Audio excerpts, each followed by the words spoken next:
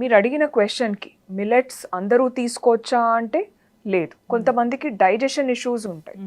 And మనము ఇన్ని years నుంచి ఒక కైండ్ ఆఫ్ ఫుడ్ ప్యాటర్న్కి అలవాటు పడిపోయాం, రైట్? అంటే మన గ్రాండ్ పేరెంట్స్, మన parents, everybody comes from a different food culture కదా. అంటే మన గ్రాండ్ పేరెంట్స్ చూసినట్టయితే వాళ్ళ ఆహారం కంప్లీట్లీ డిఫరెంట్ ఉండే ఆ జనరేషన్లో.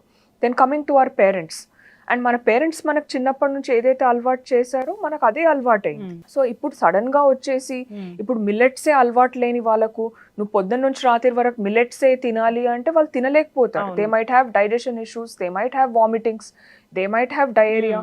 కొంచెం తిన్నా మాకు ఎక్కువైపోయింది, మాకు టేస్ట్ నచ్చలేదు, మాకు ఇది పడట్లేదు, మాకు వీఆర్ ఫీలింగ్ ఇట్లా బ్లోటింగ్ సెన్సేషన్, మాకు ఆయాసంగా ఫీల్ అవుతున్నాము, వీఆర్ నాట్ లైకింగ్ ఇట్ అనేది. So when it comes to millets are super foods. కానీ అలవాటు లేని వాళ్ళు సడన్గా తీసుకుంటే వాళ్ళకి అది నచ్చదు.